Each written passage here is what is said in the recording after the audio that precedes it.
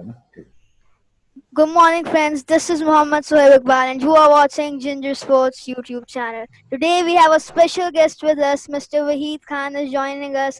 Specially, has taken out time for us and during the match. First of all, thanks to him for joining us. So, I'm not gonna waste your time, and we will start with the questions right now. First of all, I want his take-ons on the match right now, which is going on Pakistan versus England. What he actually thinks about the situation right now. I think obviously Pakistan is in big trouble because they allowed England to make a very big total. 583 is a lot of runs. Even on a dead pitch, 583 is a lot of runs in the first innings. Unfortunately, our batsmen didn't play well in the way they should have played. Yesterday, we lost 3 wickets, including Babar Azam, which was most important for us because this was the sort of pitch on which Babar Azam could have got a very big score. But right now, Azhar Ali and Fawad are playing. And I think the biggest positive is that these are two players who are, I think, under the most pressure. Azhar being the captain, he has to get a big score. He's due for a big score. Fawad is playing after nearly 10 years. This is only his second test match, so he needs to get a good score. So I think hopefully if Pakistan can, if these two can get a partnership going, then if not anything, we can at least take this match into the fifth day. And that should be our target right now, that we should take the match on the fifth day and ensure that England gets to bat again. So the next thing that I just wanted to ask that Pakistan gets the early start, gets the wicket at front, but then a partnership happens. It happened in the first game. We saw it previously many times as well. So what do you think they do? They get eased that, and now we are gonna win this match. It's easy, 5 down, and we are gonna take the rest wickets as well. So what happens there with Pakistan? I think problem is that Pakistan's bowling is short on experience. Test cricket is a very different format from one day and T20. In one day and T20, you have to bowl a certain number of overs. So the bowler knows that he's either got to bowl 10 overs or 4 overs at the most. But in Test cricket, you are fully tested. Your bowling attack is fully tested. And I think Pakistan is short on experience in the bowling because Naseem Shah and Shaheen Shah Afridi haven't played that much Test cricket as yet. Even Abbas is not that experienced. He's played a few test matches, but not that experienced. So I think Pakistan is what happens is that Pakistan gets the early wickets, but then they don't have the backup bowlers. They need what I feel is they need a fifth bowler, an all rounder, a proper all rounder, either a fast bowling all rounder or a spin all rounder. To support the main bowlers. So I think what's happening is that we are getting the early wickets, and then the bowlers tend to get tired, or maybe they can't produce that same sort of pace. And one big issue with Pakistan is that in this series we've seen whenever England have counter attack, we don't have an answer to it. Hmm. That's the main problem. So I think we are lacking in experience in our bowling. Okay, so I actually also texted you this question that Babar Azam gets out after the break. We saw it in the Mhm. Bangladesh series and twice in the England series. So I want you to tell this answer to our audience as well. Yes, that was a very interesting point you made because I had not noticed that. But like you said, he tends to get out at after breaks or the next day when the inning starts. That's interesting, and I think the main reason for that is maybe he takes more time to settle down, to focus again on innings, to resume his innings, and that could be a problem for him. That he's coming to bat in after breaks, and then he's not adjusting quickly enough. And this is a problem. If he's got a problem here, I think it will be worked out. He has to work this out in the nets because obviously, if you're playing Test cricket, uh, there will be many situations where you're batting at lunch, then you have to come back again and play again, or you are batting at tea, then you have to come back again after tea and play, or maybe the next morning you have to come back and start batting again. So I think this is very important. I think that means he's basically taking more time to get his focus back when he comes to bat again. Now coming on to the captaincy, everyone is just targeting captain and the coaching staff right now. So, what do you think about the captain? Will the captain be changed? Should the captain be changed? And what do you say about his captaincy Azhar Ali's captaincy in this series? From my point of view, it was not up to mark. He didn't knew when to get a fast bowler and when to get the spinner in. So, what do you say about it? Uh, Azhar Ali is basically he has always first of all if you like Azhar is a very soft spoken person. He's got a very what do you call it soft personality. He's not the aggressive type. So even that those traits are visible even when he captains the team, and I think that's his problem. He's a bit on the defensive side, and he waits for things to happen. He doesn't. He's not proactive on the field. He doesn't hustle the batsman. He doesn't push things to happen. That's his biggest thing. I think if you like, if I make comparisons, for example, when Sarfaraz was captain, Sarfaraz had this tendency to try to make things happen. He used to hustle the batsman, make changes to the fielding side, try something new. Well, when England batted here in the first innings when Crawley and Butler were batting, or even in the first test when Butler and Wokes were batting, I think that is the time when you have to think out of the box and you have to try something different. Last evening, if you recall, when Babar Azam came to bat, he hit a four off Anderson as soon as he came in. The very next over, Joe Root had a fielder close to him to stop that shot and force him to play square on. So I think that is what captaincy is about. You need to change with the situation, and Azhar doesn't seem to do that. As far as changing the captain is concerned, we don't have many choices right now. And Pakistan next, Azhar is only captaining Test matches. He's playing only Test matches. So the next Test series is in December against New Zealand when we go to New Zealand. And before that, we'll have a domestic cricket also, the first class cricket. So I think most probably Azhar will get runs in that. So I don't see him being removed very soon. But after the New Zealand tour, yes, if we go to New Zealand and we don't do well there also, and then we are playing South Africa after that, if those two series he doesn't do well, then they'll most probably be changed as captain, and that would also mean the end of his career then. But then the question arises: who will replace him? Because we don't have many options. Either you tell Babar Azam to lead in Test also, or you go to Shan Masood. So our choices are very limited. But I think they won't remove him now Yes. as captain. And right now, do you think there's any chance for draw unless rain comes into the play? Yes, cricket is like they Yes. always say cricket is a game of glorious uncertainties. And I think the main thing is as long as you're batting out there, anything can happen. And we have seen in England the weather can change dramatically.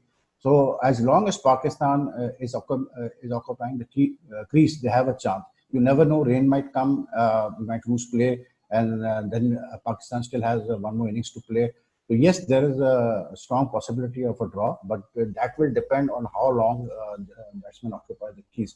If Fawad and Azhar keep on batting like this for another session, then I think yes, Pakistan definitely can also hope that weather will help them and they can draw the match. It's not out of the equation right now. Right now, as Pakistan, as the Test Championship going on, if Pakistan loses this game, then it will be just a little chance for Pakistan to stay in the Test Championship. What do you make of the Test Championship, and what are you saying in the finals of Test Championship? I think Pakistan is now more or less out of the final. Pakistan won't make it to the final because this series was very important for Pakistan. Then the next series they are playing in the Test Championship is Mm. in New Zealand. So that's going to be another tough series because New Zealand beat India earlier this year at home in Test matches. So it's going to be very difficult for Pakistan to win in New Zealand. So Pakistan won't make the final. The two teams who are likely to make the India seems certain to make the final. And the other spot, I think, will be decided between New Zealand and Australia, most probably. But India is certainly in the final. Now, they're supposed to have the final next year in June, July. But whether it's delayed a bit or not, I don't know. But India is certain to play in the final. And Pakistan, no, I don't think will make the final now. This World Test Championship idea was very good, but unfortunately, when this COVID-19 Yes. situation happened, it spoiled everything, and it really spoiled the cricket activities as well. So Fawad Alam right now is batting. If we just if we think that he gets out today and in the next innings as well, will you give him the chance in the next Test match, or you will say him to you will say and finish his career? No, then I don't think he'll get a chance because the next then Test series is in December, and then Haris Sohail will also be back. So it Yes. will be very difficult for Fawad to get another chance. But I tell you what, Fawad is not that it's not that important for him. What I think is a bigger problem is Asad Shafiq's form. If Pakistan bats second time in this match and Asad can't get runs in the first innings, the second innings, then I don't know the future of Asad, because he also has not been getting runs like Azhar. So that's a problem. And Pakistan, at the moment, I think in the Pakistan testing, there are at least two slots up for grabs in the batting order. So they are like Azhar, Asad, Fawad. You see people, obviously the positions are not confirmed right now. But Fawad, if he doesn't get runs in this test, then I don't think he'll play for Pakistan again. But he's a very, what do you call it, stubborn player, very brave player. And I think on this pitch, he will get runs. I think he should get runs. Hmm. Now coming on to changing the topic right now. 3 to 4 days back, the new coaches were appointed in High Performance Center. So what do Hmm. you make of it? And secondly, I think we need those coaches there in the grassroots level in under 16. So the play coming up will be more enhanced and will need less help coming up when he is playing international for Pakistan. Yes, you're right there, and I think they have appointed coaches also for under 19 and the lower level also. And most of the coaches are known names like Basit Ali, Faisal Iqbal, Atiq Uzama, Shahid Anwar. All these people have been coaching for a while now. They've been good coaches, and a few surprises like Zafar Iqbal and Ghulam Ali. But they are all former players, so that's a big plus for them. Plus, what the Pakistan Cricket Board, I was speaking to one official yesterday, so he said that what is going to happen is that Grant Bradburn, who's the second in command at the High Performance Center, he's also responsible for educating these coaches for increasing the qualification. So they will be also be uh, going through coaching, high coaching courses at the High Performance Center. You're very right. We need coaches at the junior level first, and then we have to have a system at the under 16, under 13, under 19 level. Pakistan cricket has always got good players from the under 19 level, and we haven't been doing well at the under 19 level for the last few years. I think we need to focus on the under 19 level, and the PCB is saying that this time they're going to focus on junior cricket, and then they'll try to reorganize the other structures also. So I think it's a good thing that they've gotten these former players as coaches, and it's a fresh approach, and something different needs to be done, obviously, to get better results. And Pakistan's biggest advantage is that there's so much cricket played in Pakistan that even despite not having a proper system, we keep on getting good young players, talent coming through. I think more than coaching, I would say that in Pakistan, we need to have a system like in football in Europe and mostly in the European leagues. In England, what they do is they have scouts, and all the clubs have scouts, and these scouts go out, and the job is only to go and watch these school games, club games, friendly games, and from there they pick a young talent which they feel is good. Then they recommend that those young players to the club, and then the club takes them up and trains them, grooms them, and prepares them at the different age levels under 13, 16, 19, and then eventually they want to play for the club. So I think that sort of system can also be done in Pakistan cricket. The Pakistan cricket board should also appoint talent hunt scouts because there's so much talent in Pakistan, all over Pakistan, which is not been tapped as yet. So if we have these scouts hunting for talent, I think we'll get more and more talented players to choose from. So I forgot a question from Pakistan was England. We are criticizing Pakistan team, but what about Zoc Crawley and Josh Butler's partnership? They were up to the mark. They were playing pretty good strokes. The Zoc Crawley, how he was playing Yasir Shah down the ground was fantastic as well. So what do you rate Zoc Crawley's batting? And people are comparing him with Kevin Peterson.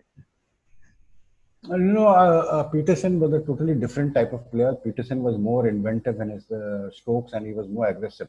But Crowley, I think it's a classic example.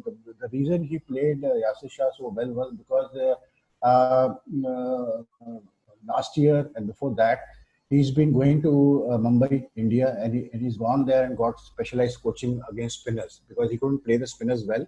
So he spent his own money to go to India, where he spent 2 years, twice in a row. He went there and he got specialized coaching. He played against spinners. He got coaching on how to play the spinners. That is the reason why he's played Yasir Shah so well. And he seems to be a very good find for England because he's very orthodox, very I would say he's not very what do you call it?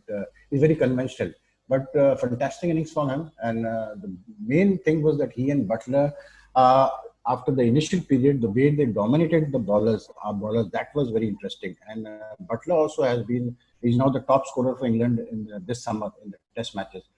So I think both these players are future. What do you call it? Big names for England cricket. Definitely big names for England cricket. And Crowley, especially, I think he will go on to become a very good player, and I think he will play a long time for England because he's just 22 right now. So now another question from the Test series that Pakistan England changed the squad, changed the fast bowling lineup. So Pakistan had new fast bowlers, means youngsters. The same Shah was looking tired, same was Shaheen. So we were lack of experience in bowling. And do you think Pakistan should have changed the same Shah, Shaheen, Afridi because they are playing 3 consecutive Test match and they would probably be tired?